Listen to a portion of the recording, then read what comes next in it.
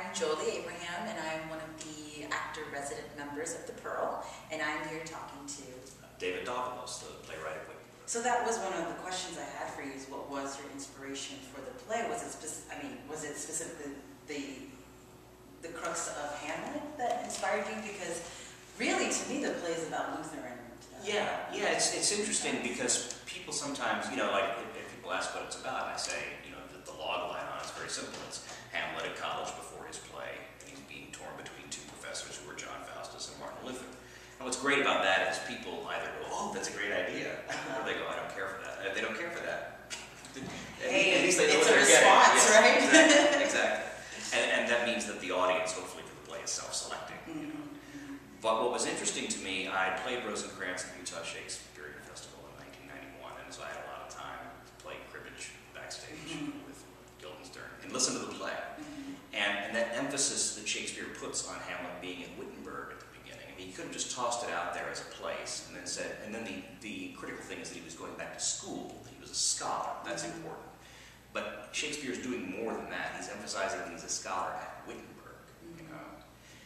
And that just stuck in my head as something like what is the main reason that you would want to emphasize that to an Elizabethan audience? And of course, it's because with Elizabeth and Henry, her father, breaking from the Catholic Church, and Henry VIII starting as a defender of Catholicism, and then when he couldn't get what he wanted with his wives, saying screw it, turn out church, and becoming very pro-Protestant.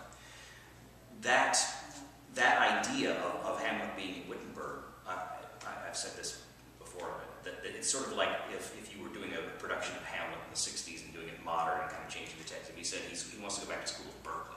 Right. Or he wants to go back to school at Kent State. Yeah. Exactly. You suddenly know that's a hotbed of discontent and dissent and questioning.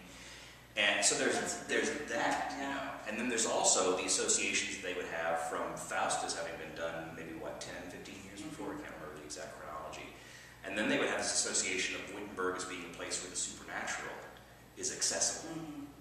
And that allows the ghost into the play.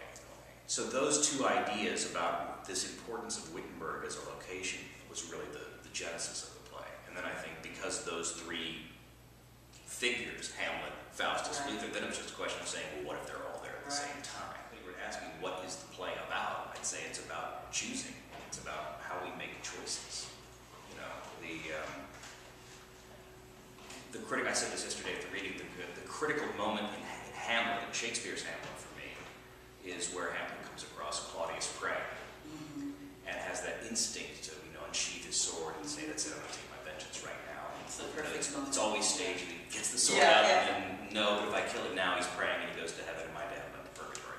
So he has this Nietzschean impulse of vengeance is mine, and then he has this very Christian response about that the condition of his soul is what's critical here, not necessarily satisfying my vengeance.